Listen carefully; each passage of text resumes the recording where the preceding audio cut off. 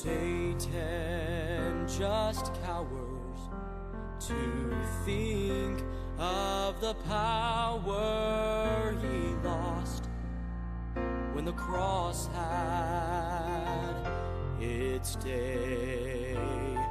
And gone are the mornings when fear without warning would win and again have its way. Now when Satan reminds me of things I regret, I bring up Calvary, lest he forget. High on the mountain of sorrow and shame, grace signed my pardon as Christ took the blame. When I'm called to answer for my history,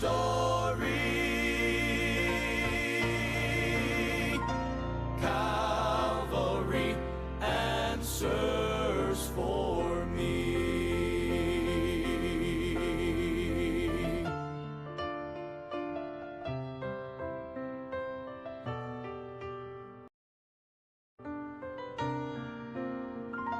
I am now under that beautiful wonder of grace that erased all my past, and I feel the heartbeat of mercy inside me, and now I have found joy at last.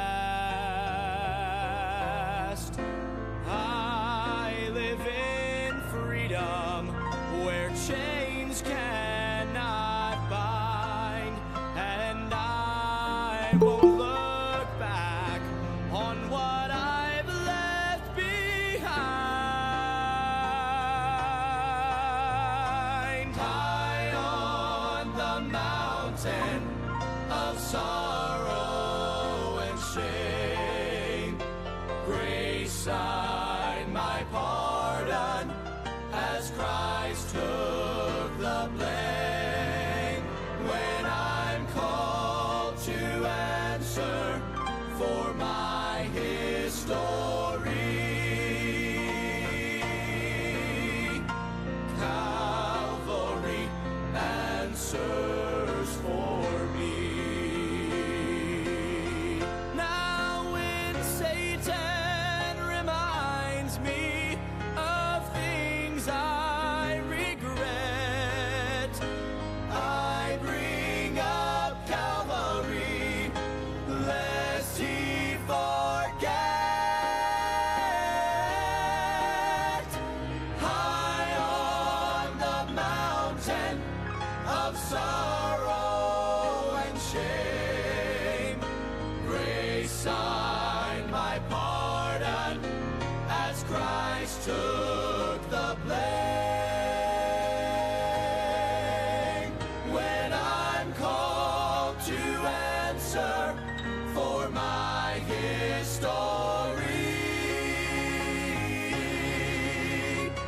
Calvary answers for me, for me.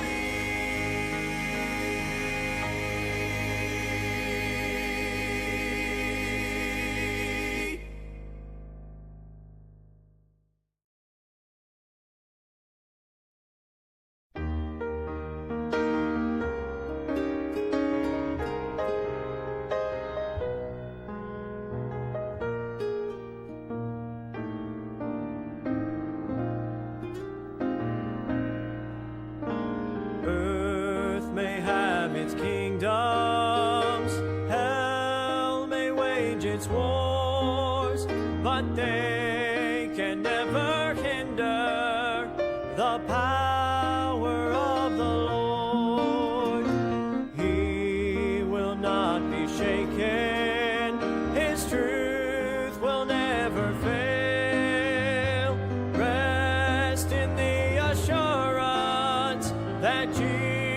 Jesus will prevail.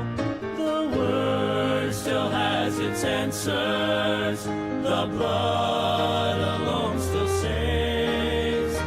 God is still our refuge, and the gospel still remains. Souls can still be rescued, for mercy still redeems. Rejoice, the tomb is empty, and Christ is still the King, the King.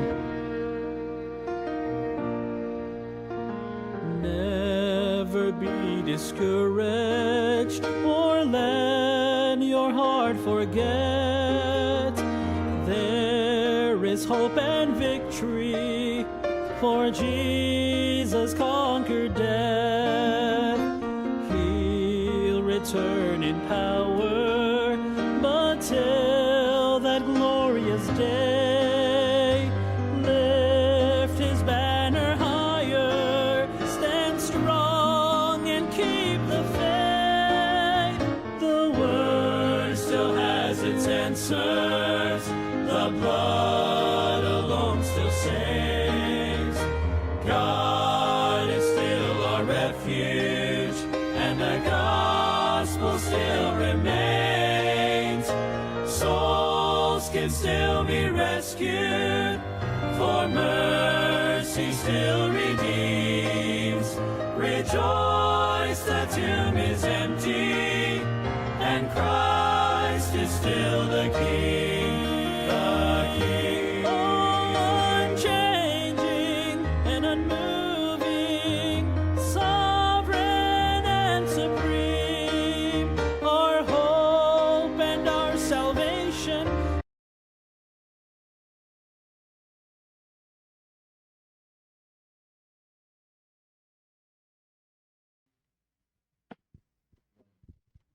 Amen. Naimbag nga Thursday morning kakabsat at Happy New Year pa din po sa atin. It's January 8 and 8 na po sa ating kalendaryo. Anyways, New Year pa rin naman. At good morning din sa pinakagwapo sa amin sa umagang ito, Sir Mark, sa ating operator. At ganun din sa mga kasamahan ko po dito sa studio. And Ma'am Virgie, baka may gusto pang batiin. Ayan, good morning po sa ating lahat, sa lahat ng viewers at yung mga gigising pa mamaya. At kay Ma'am Sabel, good morning. And amen. At ganun din kay Sir Ruby May. Baka may gusto kang batiin, nanonood siya ngayon. Good morning po sa ating lahat at good morning din po sa mga nasa Google Meet at nasa Facebook. Enjoy po natin ang pagkikinig po ng Word of God. Amen. Sir Mark, baka may gusto kang batiin din. And mamaya pa daw po siya babati dahil wala pa yung kanyang babatiin. Okay? Good morning din sa nandiyan po sa Google Meet, Ma'am Geraldine, ni Imbag nga Rabi.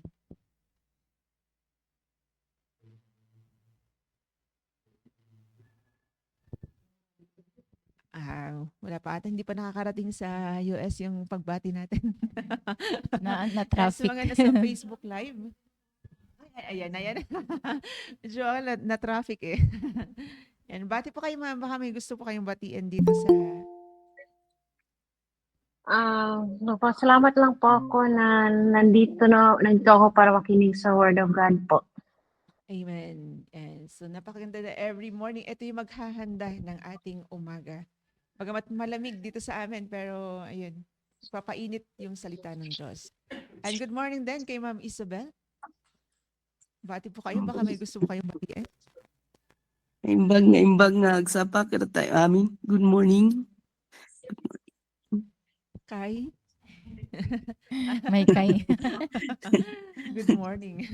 Good Good morning to everybody. Wow. Yeah. So, and Happy New Year sa mga working singles na nakikinig at kaya naman po na makapag-join sa Google Meet. Mas maganda po na makapag-join po kayo. Yan, samahan niyo po yung dalawang magaganda dito sa sa Google Meet. And so ganun din sa mga nasa Facebook Live at pasensya na po at nagkaroon po ng unscheduled power interruption kaya late po tayo na nakapag-start. Pero good morning pa din po kay Ma'am Rolyn Sanet. And good morning po kay Ma'am Emilia Wayaway, kay Ma'am Heidi Sanet, Ma'am Rachel Geralde, at ganun po kay Ma'am Jen Campana. Good morning po. Yan. So, yun pa lang po yung nandito po sa ating Facebook Live. Buti dumagdag si Ma'am Jen doon. Personal. And so anyways, kung may nakikinig man po dyan na hindi ko po kayo nabati, hindi ko po kayo nakita dito sa comment section. And good morning po sa inyo. Good morning. And say Sir Gilbert Hoffer, good morning po sa inyo. Sir Gilbert Hoffer, kay Sir Salvador Bore, good morning. Kay Ma'am Mercy Cacho, and good morning po sa dyan sa Japan, Gasinan. Kay Ma'am Lina, Nanay Lina, good morning po sa inyo. And so, yun pa lang po. At good morning po sa ating lahat. At salamat sa Panginoon na nagising po tayo sa umagang ito. Ay, yung mga iba, wala din siguro silang kuryente sa kanilang mga bahay. And kaya hindi po sila nakapag-join ngayon sa ating Facebook Live. Yan. So, good morning pa din po. At tuloy-tuloy po tayo sa atin pong pinag-uusapan. And ngayong month of January. And sabi nga nila, pag month of January, it's time for a new beginning.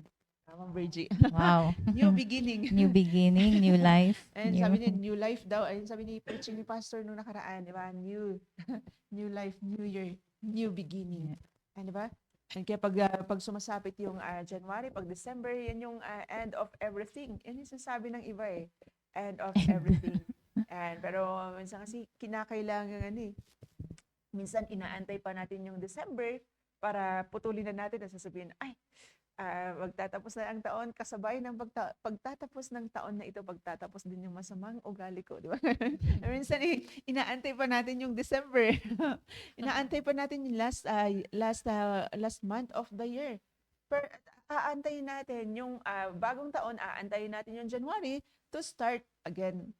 Pero tandaan pa natin, and the moment na tinanggap natin si Jesus Christ bilang Panginoon at tagapagligtas, yun na yung new life po natin. Di ba?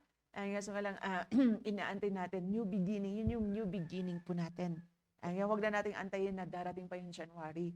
Paano yan? And isang beses lang dumarating yung January. Pagtapos na yung January, wala na. Expired na. Pagtapos na yung January, expired na rin yung kung ano yung mga ano natin. Kung ano yung mga sinet natin, na mga plano natin, na mga goals po natin. Di ba? And kaya napakaganda na and pag iniisip man natin na ito yung new beginning po natin, yan, time. Pero salamat sa Panginoon na umabot tayo ng 2026. Diba? Umabot tayo ng 2026 and a new chance na naman. And may bagong pag-asa, bagong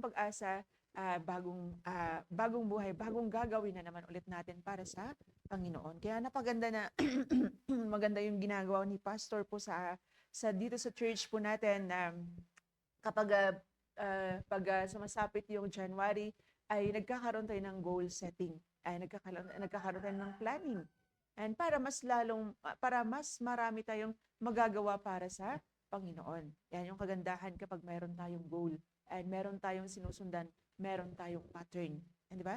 Yan, kaya yun po yung pag-aaralan po natin and sa month ng January. And I hope na ito ay makakatulong sa atin, makakatulong para at the end of this year and pagdating ng December, pag inalala po na i-recall ulit natin kung ano yung nangyari yan sa buong 2026 and merong magandang result po. Bakit? Kasi may goal po tayo at may plan tayo dun sa goal natin. Di ba? And kaya maganda na pagdating ng December 2026, masasabi natin, kasi given din nasasabi natin yung faithfulness, kung ano yung ginawa. Nare-recall natin kung ano yung last December, nare-recall natin kung ano yung ginawa ng Panginoon sa atin. And di ba, ganun lagi. At meron tayo laging nakikita and hindi natin mabilang. Di ba?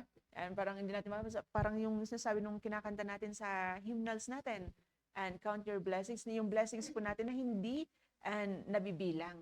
At di ba, na nanggagaling sa Panginoon.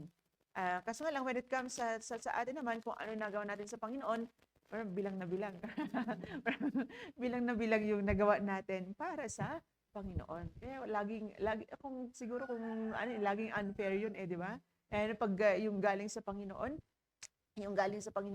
hindi natin mabilang. Pero yung ginagawa natin or nagawa natin, na-accomplish natin, di ba?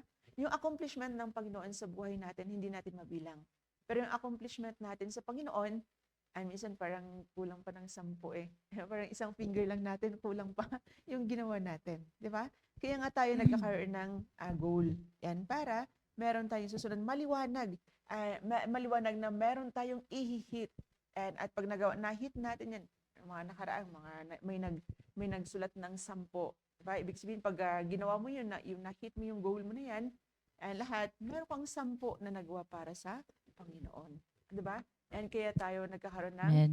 tinatawag na goal setting and importance. Yung kahalagahan. And kaya pakinggan muna natin si Ma'am Virgie. Ayan. So, thank you, Ma'am Jen. And dadako tayo ngayon sa kung last time na-introduce namin, yun yung theme is about planning and this year. At sa Proverbs chapter 16, yung nabanggit ko din last time. Proverbs chapter 16 verse 3. Yun. So mahalaga po na kung gaano po yung sabi ni Pastor na kung ano po yung plano ng Panginoon sa atin.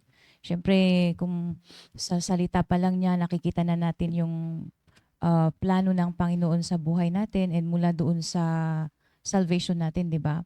Nakikita na natin yung plano ng Diyos sa atin. At unti-unti din yan, di ba, as time goes by, na naliliwanagan tayo sa salita ng Diyos, di ba, na nadadirect tayo, nagkakaroon tayo ng direction. And doon natin makikita na dinadirect kung tayo ay sumusunod doon sa direction. And yun nga, yung plano ng Diyos sa atin. So, kung tayo pa kaya, di ba, how much more tayo na nakita natin yung kabutihan ng Panginoon sa buong buhay natin mula doon sa lalo na doon sa mula sa salvation natin. And syempre enough yun na para tayo ay gumawa din ng plano yan para sa Panginoon. Yan kung paano din tayo susunod. Ayan, at mahalaga nga na this year ay mayroon na tayong nagawa. At dito tayo sa Proverbs chapter 16 verse 3. Commit thy works unto the Lord and thy thoughts shall be established. Ayan. So, unang-una, like yung nabanggit ko last time na hindi lang tayo gagawa ng plano, di ba, na hindi natin i-commit sa Panginoon. Kasi wala tayong magagawa, di ba, apart from God. Yan. Yung sabi niya doon sa Proverbs, sa John chapter 15 verse 5, di ba, na for without God, we can do nothing. Yan. Apart from God or apart from Jesus Christ, we can do nothing. Ayun, wala tayong yung sabi ni Pastor, 'di ba, na kahit gusto mong, 'di ba, plano magtatrabaho ka, pero kung hindi iaalaw ng Panginoon, 'di ba, na makapagtrabaho ka, hindi rin mangyayari, 'di ba? Kaya Panginoon lahat ang nag-aalaw ng mga bagay na kung minsan ayon sa plano niya, minsan yung sa atin is hindi rin naaayon, 'di ba? Gumagawa tayo ng mga hindi kalooban ng Diyos. And yun nga, may mga inaalaw syempre for our learning. Yan, pero wala ding blessing, 'di ba? Na sabi nga niya doon, walang blessing sa mga plano na wala ang Diyos, na hindi natin nilalagay ang Diyos or hindi natin inuuna. Ayan, at hindi natin kinocommit. Kaya kapag sinabi kasing commit, 'di ba, is ipagkakatiwala natin sa Panginoon. Ibig sabihin doon sa plano natin or sa yung sabi niya dito na commit thy works unto the Lord, yung mga gagawin natin, 'di ba, ay dapat i-commit natin. So kung ipagkakatiwala natin sa Panginoon 'yan, dapat naayon sa kanyang kalooban, 'di ba? Kasi halimbawa, meron kang hidden agenda, 'di ba, na hindi kalooban ng Panginoon. Tapos hindi mo naman pwedeng alam mong mali, tapos hindi mo naman pwedeng ipagkaloob or ipagkatiwala sa Panginoon, 'di ba? Kaya mahalaga na yung mga plano natin is naaayon naman, 'di ba, sa kalooban niya. Ayun, lalo na yung hindi talaga nasasagasahan yung activities, yung ministries natin sa church, 'di ba? Yung obligation natin sa kanya. Ayun, na hindi puro trabaho. Ayan, mas busy pa tayo sa trabaho. Tapos, isang ginagawan pa natin ng reason, 'di ba? Baka nire-reason pa natin para may maibigay tayo sa tithes, 'di ba? Yung ganun. Kaya, kailangang magtrabaho, yung mga ganun. O kaya, meron yung para may maibigay tayo, 'di ba? So hindi kasi parang hindi na credited, 'di ba, sa Panginoon din 'yun kung hindi na siya accepted din kung yung reason mo is parang kinompromise mo ang oras mo sa Panginoon tapos magbibigay ka lang sa church, yung 'di ba? Ay, monetary ba yung ganun ang gagawin mo? Ibang usapan na 'yun, 'di ba? Kaya nga kailangan yung tingnan natin na naaayon sa Panginoon. Ayan. Kaya siguro naman, 'di ba, malinaw 'yun na kailangan ipanalangin natin, 'di ba, na yung schedule ko na or kahit man busy ako ng weekdays, 'di ba, na ako naka-attend ng Wednesday, at least mayroon kang nagagawa dun sa working field mo, 'di ba, para sa Panginoon. O halimbawa, ikaw ay pulis, 'di ba?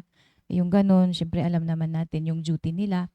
And kung sakali man nasa nasa field sila, 'di ba? At least merong na-fulfill na Great Commission. Yun yung plano ng Diyos sa atin. O, 'di ba? May mga nagagawa tayo, hindi lang yung nagtatrabaho tapos ultimo yung colleagues natin, yung katrabaho natin, hindi pa natin kilala. Hindi pa natin close, so 'di ba? So, yun. And yun, kapag sinabing commit is ipagkatiwala muna natin sa Panginoon. Hayaan natin ang Panginoon na siya yung kumbaga, siya yung magbo-bless, tsaka accepted, di ba?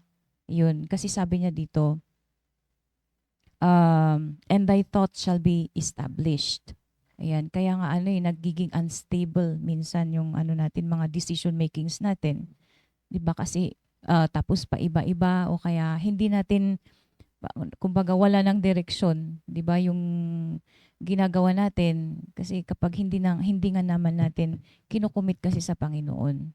Ayan. At 'di ba dun sa kung sa illustration na si King David, isa lang siya sa mga characters, 'di ba, sa Bible na talagang sila, mula kina sila Joshua, yun. Pero specifically si King David, 'di ba, sa bawat victory niya is dahil sa kinumit niya at saka dahil sa nagsisik siya ng guidance ayun sa Panginoon. Ayun yung mga war na napanalunan niya doon, yung victory doon is God's victory, 'di ba? Yung pa lang yung defeat ni Goliath, hindi naman pwedeng 'di ba, kakayahan ni David. Kaya andun yung yung instruction ng Panginoon sa kanya na sumunod siya. Ayun, at ganun din sa atin na basically yun, as we commit our plans to God is andun yung salita ng Diyos nga na yun na yun, 'di ba, instruction natin kung paano natin i-execute, 'di ba, yung plans natin. Kaya dito sabi niya yung inquire or yung seek, 'di ba, nagsisik. Meron lang akong babasahin dito. Yung si David, 'di ba, he organizes his army facing Absalom. Ngayon, yung anak niya, telling his commanders to protect Absalom. Pero andito yung yung si David seeking God's counsel. Hindi siya nagpoplano na siya lang, 'di ba? And God providing specific strategies for victory. Yan, showing his reliance on the Lord for battle. Kaya andun yung yung dependence ni David sa Panginoon. Kaya hindi isa lang siya sa mga characters nga sa Bible naging victorious because of yung seeking niya sa Panginoon. So ganun din sa atin. We seek God's guidance lagi. Siyempre kung yung plano na yun is sa akin siguro last year, yun, I may say, parang God's grace talaga din, 'di ba? Yung sa akin na kasi andun yung mindset mo, andun yung kinumit mo sa Panginoon, yung pagtatapos mo sa PSS, that's just one of the plans, 'di ba, na accomplish. Kung if I look back kasi hanggang ngayon motivation ko pa din 'yun, 'di ba, na ay o nga pala, 'di ba, alumni na pala ako. Ay o nga pala, 'di ba, kasi syempre nakakahiya na, uy, graduate ako ng ano, tas yung actions mo ganun pa din, yung behavior mo ganun pa din, di ba? So, syempre merong may na-establish, di ba, na mayroon kang foundation. May pinanghuhugutan ka at meron parang you are authorized. Parang feeling ko sa akin na parang meron akong something na malaking accomplishment kasi sa akin yun. Kasi ever since talaga, plano ko na talaga yun noon, yung yung Bible School. At malaking bagay, sabi ko nga, yung na-contribute nun sa akin hanggang ngayon. Kaya pagdating sa, anong tawag doon, minsan, pag nare-recognize kasi sa labas na, ay, graduate ka ng Bible School, yung ganun. Sa they, parang din, nire-recognize nila yung mga, pag halimbawa, kinakausap mo sila, meron silang itatanong sa iyo, yung ganun. 'Di ba, nare-recognize ka din dahil nakikita nila na meron kang natutunan, 'di ba? Doctrinally. Ayun. So, 'yun at yung iba ay itutuloy ko next meeting. Basta yun nga yung sabi ko na we have to unahin muna natin na i-commit sa Panginoon yung plans natin, and we have to make sure na reasonable siya, 'di ba, na we have to make sure na doon sa pag-execute or yung plans natin is naayon talaga, at saka syempre hindi lang talaga yung yung attainable, 'di ba? Meron tayo kasing hindi natin pwedeng underestimate yung kakayahan ng Panginoon na, 'di ba, na i-fulfill yung plans natin. Kaya mas great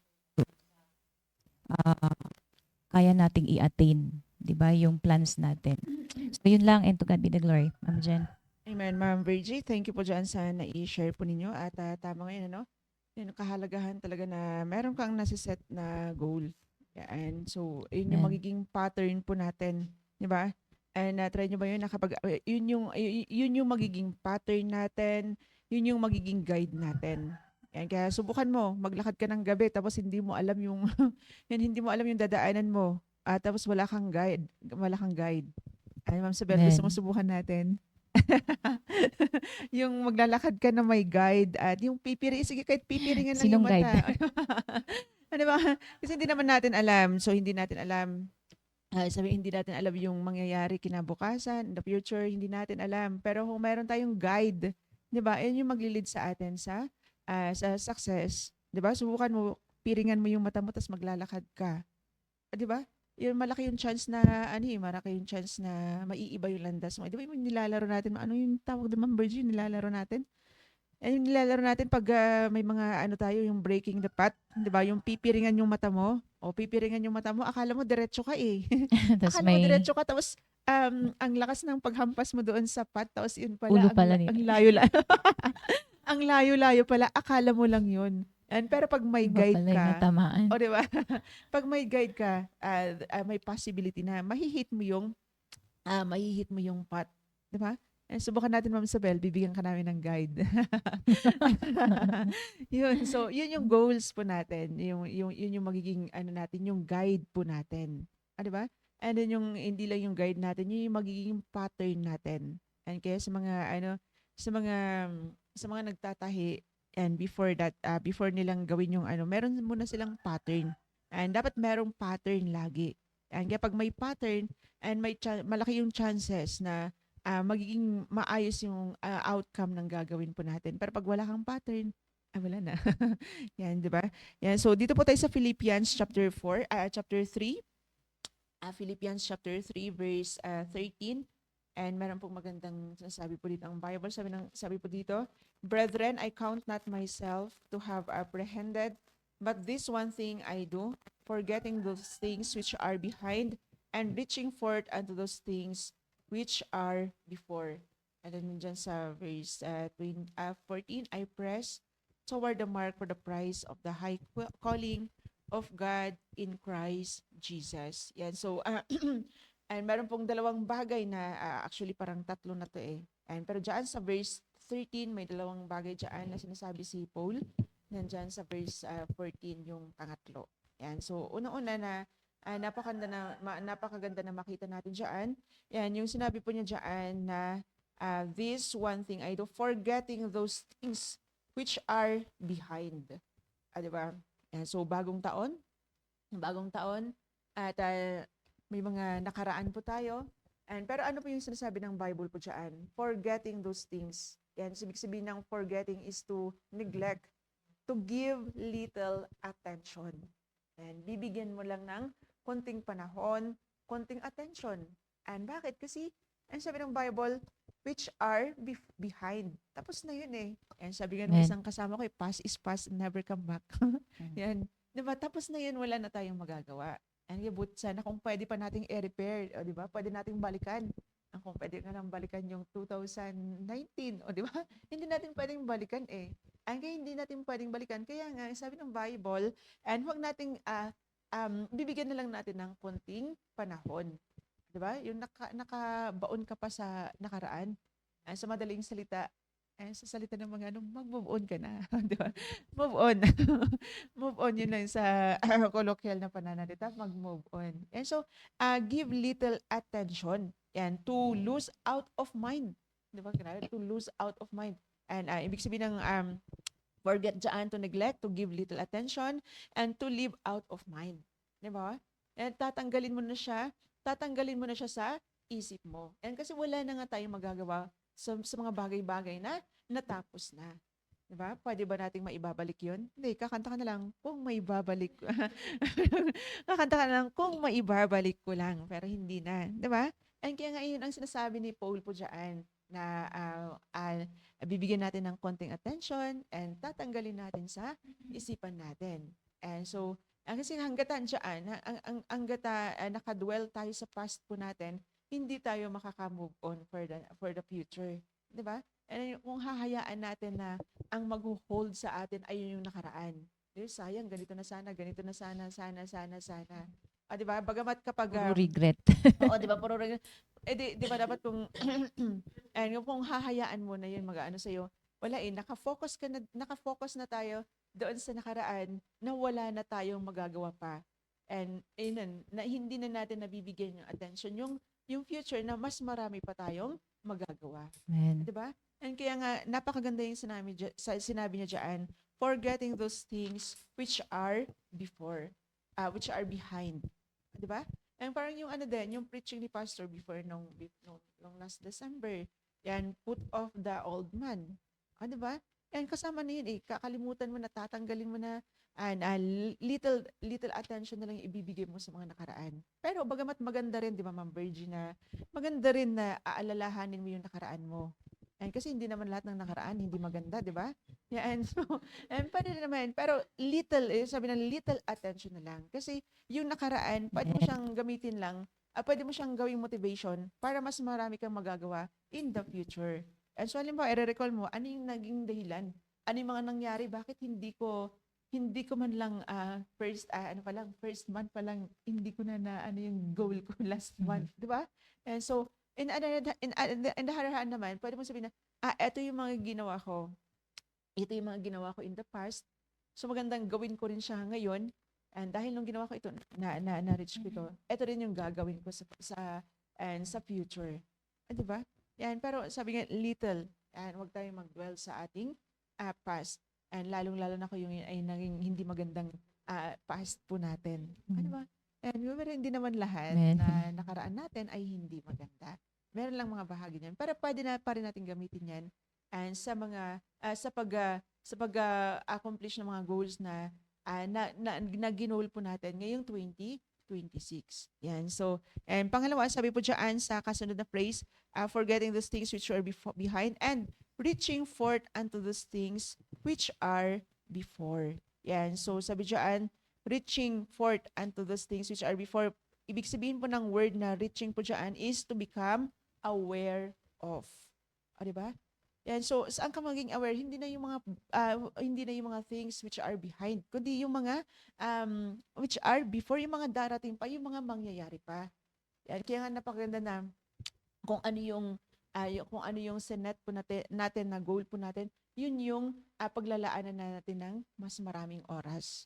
Yun yung paglalaanan natin ng oras. Kaya nga napakaganda na ngayong 2026, and bago pumasok yung 2026, ni-remind po tayo ni Pastor, tinanong po tayo ni Pastor, at during testimony, and gusto ni Pastor na marinig po yung bawat isa. Di ba? And gusto ni Pastor, bawat isa sa atin ay merong plan. At kapag may plan po tayo doon, di ba, napakaganda na sinishare natin yung plan natin. Bagamat minsan, ayoko ang sabihin yung plan ko. Baka kantsawan lang kasi ako or baka mali yung plan ko. At diba, pero maganda nga kasi pag may plan tayo, pag naririnig ng ibang tao, kinokorek din tayo, tinutulungan din tayo. Di ba? And, alimbawa si Pastor, anong goal mo sa taong ito? Minsan pa nga, kinokorek ni Pastor, dinadagdagan pa ni Pastor. Parang si Sir Mark lang, di ba? Anong plano mo, Mark? meron kang nakikita na goal mo sa sarili mo na June agad hindi eh. mo nakikita, pero nakikita ni Pastor. At least na idadagdag mo. Di ba? Sorry, private pala. Confidential. Yan, so, napaganda na yun. Yeah, tinatanong tayo ni Pastor. Kaya huwag tayong matakot, huwag tayong mahiya kapag tinatanong tayo ni Pastor. Ano, magpapasalamat tayo kasi meron tayong magiging katuwang yan sa goal po natin. 'Di ba? Kaya ngayong 2026 dapat magkaroon tayo ng maliwanag. And so nung nakaraan parang naalala ko pa nung last year, ito pa yung point ni Pastor RJ noon, sabi niya make a clear plan. Make a clear goal, 'di ba? Maging maliwanag sa atin kung ano ba talaga yung plan natin, ano ba talaga yung goal natin sa taong ito. Yan, so hindi lang yung meron tayong plan, and hindi lang yun yung tatanungin natin, but then ano yung mga possible challenges na mai-encounter na nakikita natin. And kasi meron tayong discerning madi-discern mo ano kaya yung magiging problema ko in the future sa goal ko na ito. And so, nakikita mo parang katamaran ata. Kasi, alam ko sa mga goals na naset po January pa natin, isa talagang dahilan dyan yung katamaran, di ba? Yan, di ba? And so, andyan na okay na yung goal natin. And clear naman na meron tayong goal, meron tayong plan para sa Panginoon. And by the way, tama yung sinasabi ni Ma'am Virgie kanina, na dapat yung plan natin in accordance doon sa will ng Panginoon, sa kagustuhan ng Panginoon, na yung mga goal natin, andun dapat yung pagsisik natin doon sa kalooban ng Panginoon. At kung may goal man tayo na hindi yun yung kalooban ng Panginoon, and be ready din na kung hindi man yun nakamit dahil hindi naman yung kagustuhan ng Panginoon, ay sabi, huwag magtatampo or bakit hindi ko kasi ganito, di ba? Yung may sisisihin ka ng iba. And yung sabi nga ni Pastor, to the point na yung pati yung Panginoon i-debate na. Di ba? And yung nabanggit niya sa amin nung last time. And di ba? And kaya napakaganda na yung magkaroon tayo ng maayos na plano na naaayon sa kalooban, naaayon sa kagustuhan pa din ng Panginoon. Yan. So, and pangalawa po doon, kung mayroon na tayong maliwanag na plan, maliwanag na goal, yan, ano naman yung nakikita natin na maaring magiging problema yan in the long run. Yan nga, baka yung katamaran ko na naman to diba? Kaya at least ngayon pa lang, alam mo na yung magiging solusyon doon sa magiging problema doon sa pag-achieve ng goal mo. And so, katamaran, and Proverbs chapter 6. O, di ba? Itatapat mo na agad yung Proverbs chapter 6. Di ba? Yan, patungkol sa katamaran. And hindi lang yun, maraming mga Bible verses dyan na pwedeng natin gamitin to counter yung katamaran po natin. Di ba? Yan, kaya napakaganda na hindi lang yun, hindi lang maayos yung natin, hindi lang ma-clear yung plan natin, hindi lang yung nakikita natin, titingnan natin kung ano yung mga possible na problems na darating. But then, yan, tingnan din natin yung mga tao na pwedeng makatulong sa atin para ma-reach natin yung goals po natin. O, diba? Yan, kasi minsan parang maaaring hindi natin na-reach yung goal po natin kasi akala natin kaya na lang natin yan mag-isa. Pero hindi natin alam na meron palang mga tao na ginagamit ng Panginoon para makatulong sa atin para ma-reach yung goal po natin. Isa na po dyan si Pastor. Diba? Kaya nga sabi ko huwag tayong matakot or huwag tayong mahiya kapag tinatanong po tayo patungkol sa plans po natin, sa goals po natin. Kasi lang ka, matutulungan ka pa. Diba? Yan, kaya huwag nating kalimutan na church po tayo. And di ba, minsan akala natin tayo lang yung gagawa niyaan. Pero nakakalimutan natin na meron palang ibang mga tao na pwedeng gamitin ng Panginoon. And para maabot natin maabot po natin yung goal po natin. Di ba? Yan kasi napakaganda. Exciting. Yan, exciting yung meron kang goal, and meron kang goal na hinihit. Yan, para, ito yung isang paraan para mas lalo tayong makakagawa ng mas marami pa para sa Panginoon. Di ba? Amen. And kaya ito yung may goal setting para mas marami pa tayong magagawa para sa Panginoon, mas marami pa tayong ma-accomplish para sa Panginoon. And kaya nga sabi ni Pastor nung nakaraan na kung ano man yung na-set po natin na goal, yun yung i-hit talaga natin. And kasi pag minsan, pag hindi natin na hit yung goal natin, na-reach yung goal natin, minsan nagbibigay din natin sa atin ng disappointment. O, di ba? Ay, madi-disappoint ka, and then malulungkot ka na, wala na. Di ba? Ay, pero sabi ko nga, ito pa, tinrabaho, bago tayo ma-disappoint, and dahil may mga goals tayo na hindi natin na-reach, yan, ito ba talagang goal ko na ito? Tinrabaho ko ba kasi talaga ito? O, di ba? Tiningnan ko ba yung mga possible na problema na darating sa pag-reach ng goal ko na ito? O, di ba? Para ma-less natin yung mga goals po natin na hindi naaabot. And kaya ngayong 2025, and I hope na itong mga 2026, sorry. 2026. Na-stuck. Nastawa. So, Nag-load. kulang lang po ito sa tulog. Yan, kulang lang sa tulog. Yan. So, itong 2026, yan, maayos yung ano natin, mayroon tayong clear plan na nagawa. At nakikita natin, ngayon pa lang ay nakikita natin, inaaral na natin. Kasi hindi lang goal yan eh. Yan, kasama din dyan yung planning. Yan, kasama dyan yung planning, kasama dyan yung programming, and then yung execution.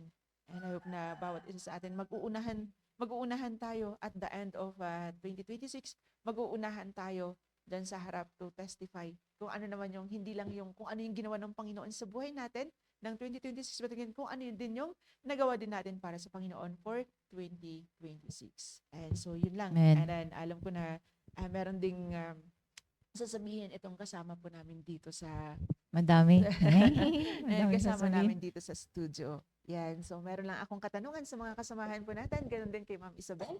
At ganon din sa napakagwapo na operator po natin. Yan. So, and kung pwede lang na ma-share po ninyo kung ano po yung na-accomplish. Yan. So, na goals po ninyo ng 2025. Yan. Kahit isa lang. Diba? Kahit isa lang. O, kahit isa lang. Parang top 1, top 3. Yan na goal nyo noong 2025 na na-reach po ninyo. At paki-share na rin kung anong ginawa ninyo, bakit na-reach nyo yung goal na yan. Yan. So, Ma'am Ruby. Naka-off-air din. Muli ako sa mic. Ayan po, good morning po ulit. Isa pong goal na achieve ko po last 2025 ay sa sarili ko po. Kasi yung isa ko pong goal last 2025 ay magkaroon po ako na malalim na personal na relasyon sa Panginoon. At last March 2025, yun nga po ay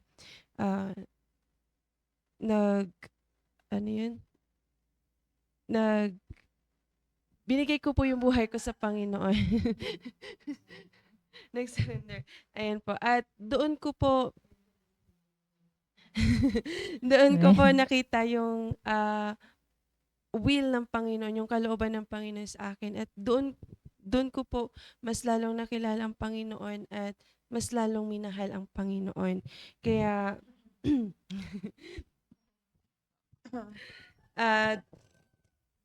last 2025, yun po yung isa ko pong nakita sa sarili ko na yung mas lalo ko pong natutunan din na lumapit sa Panginoon sa mga kahit sa maliit na bagay at sa malaki din syempre. At yung yung ginawa ko po para magkaroon po ng mas lumalim po yung personal na relasyon ko sa Panginoon ay una po yung pag-attend ko po ng every devotion sa morning. Ayun po, nakakinig po ako ng Word of God sa aming pastors, ano po, sa mga leaders. At isa din pong naging ginamit ng Panginoon ay yung PSS po, kung saan dito po mas lalong pinapakilala sa amin ang Panginoon. Tinuturuan po kami na mas lalo pong mahalin ang Panginoon at kung paano po magkaroon ng lumalim po yung relasyon sa Panginoon. Kaya po, yun po yung naging isa ko pong na-achieve sa sarili ko last 2025.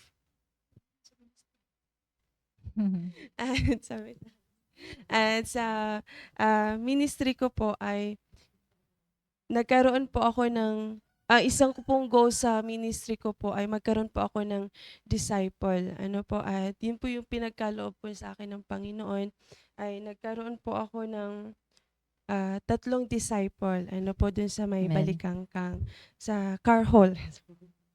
Ayan, at yung ginawa ko po, nag-pray po ako sa Panginoon. Sabi ko, Lord, this 2025 ay sana po magkaroon ako ng disciples. At yun nga po, natagpuan ko sila. At simula po noon, ang ginawa ko, unang step ko po ay pinag-pray ko po yan. Ayan, linuluhod ko po yan sa Panginoon. Ayan, at pina-follow up ko po sila, tinuturuan, sinusundo, pati po yung mga parents nila, pinagtsatsagaan ko po sila kahit na sobrang kulit nila.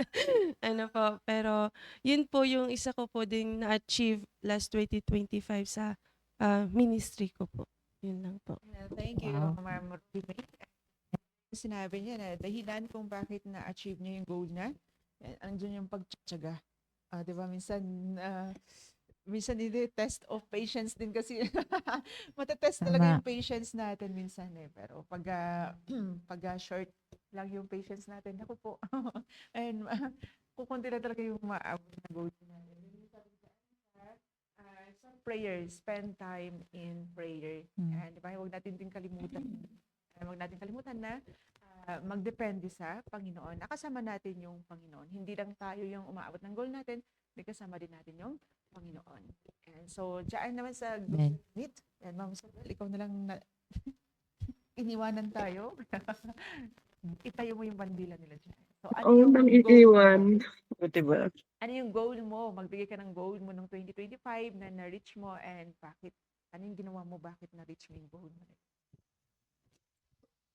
Isa sa goal ko noong 2025, may tinarget ko siya. Wow, joke lang.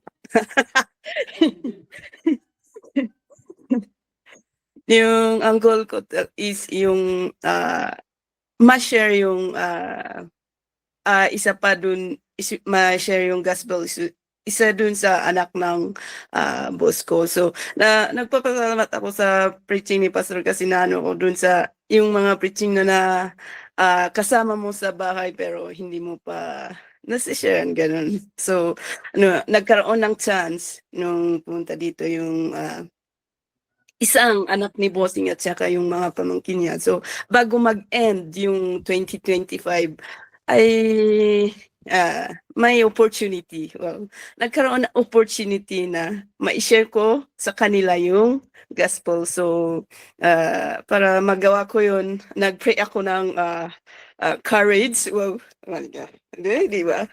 Courage, ganon, Amen. para ma-share ko sa kanila yung gospel. Kasi siyempre isipin mo, my gosh, maano ba nito, matatanggap man nito. Pero nagpapasalamat ako sa Panginoon na pinag-pray ko na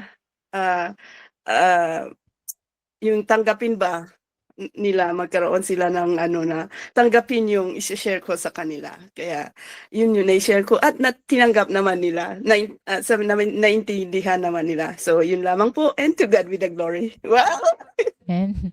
Ikaw pa, Thank you, Ma'am Ma'am Isabel. Isabel. At yun yung nakakatuwa sa kanya kasi Laking tiwala ng boss mo sa'yo. yun yung last, ang tawag doon? And hindi last chance yun eh. Sa yung magtatapos na yung taon last minute eh. Last Di minute. ba? Oh. Last minute meron siyang kasi last December lang yun. Last minute meron Mm, siyang yeah. goal. Bag- Ano yun?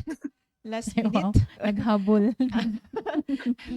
Last minute. ilang araw ko pa yung oh my gosh, ito na yung chance.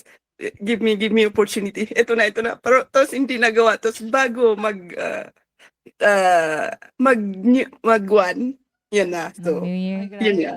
Last minute. Pinagpawisan ako. Last minute. Akalain mo yun for 1 year. Naghabol Yun yung pala si Ma'am pinagpa-pray. Samel. Pinagpa-pray tapos last minute. Okay, Oh, last diba? minute na-reach yung goal niya. Malay mo, last minute din.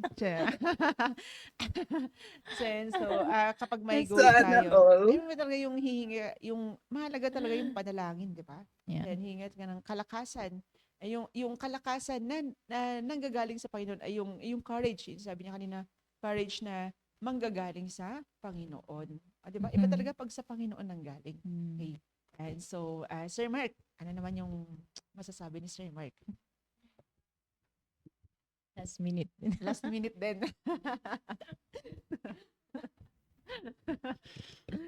Good morning po sa tayo pong lahat at good morning po yung nasa Google Meet. Ay, Ma'am Isabel, pangalanan good mo. morning po. Good morning. Good unang-una morning, yung- sir. Good morning. Yung goal ko po nung last year is magkaroon po ng bisita. Yan. Kasi since na ako po yung operator po pagka during sa cadet service, di po nakapagsundo pero yun nga po, inano ng panahon na magkaroon din ako ng bisita nung last year. Yun nga, yung aking ginawa is nag-pray lang sa Panginoon na magkaroon ng bisita, then trabaho lang po sa area. Yun lamang po. Sir Mark, may follow-up question. Ano yung follow-up question natin? May goal ka daw ba ng 2025 na hindi naabot? Ay, Meron daw. Sabi niya, forget. Hindi kasi, pwede rin kasi yun, di ba, na pag may goal tayo ng 2025 na hindi naabot, Tutuloy ngayong. titingnan, tutuloy ngayon. Or pwede kasi nating tingnan, bagamat yung sabi ko kanina, little na lang yung attention na ibibigay natin. Pero makakatulong din kasi yan.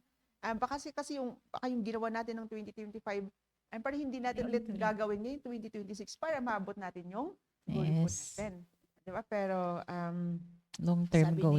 sabi ni Sir Mark, and past 6 na lang. Past 6 na daw sa next Thursday na lang daw niya sasagutin. Yeah. hindi pa siya excuse. Hindi pa daw siya na sumagot doon sa tanong po natin. Pero anyways, yan, itutuloy po natin dyan. Kasi late po tayong nag-start kanina dahil nga po sa unscheduled na power interruption. Yan, sa verse 14, yun na lang, itutuloy po namin sa kung ano yung sinabi ni Paul po dyan, na I press toward the mark for the prize of the high calling of God in Christ Jesus. Next Thursday na lang po ulit po yan. Yan, so sa mga viewers po natin na dumagdag, good morning po sa inyo. At may sabi ni Pastor kagabi sa kanyang announcement ay mayroon po tayong soul winning ng umaga at sa hapon. Okay, makapag-coordinate lang po kayo sa mga area leaders po natin. So yun lang po, saan po nagtatapos ang ating Thursday morning devotion. And Ma'am Virgie, wala namang announcement na. Yes. Wala naman, kita-kita sa areas. Yan. So kung wala ng announcement, yan, please close us in prayer. Let's pray. Dear God, Heavenly Father, salamat muli, Lord, sa mga napag-usapan namin sa umagang ito, Lord, patungkol sa planning.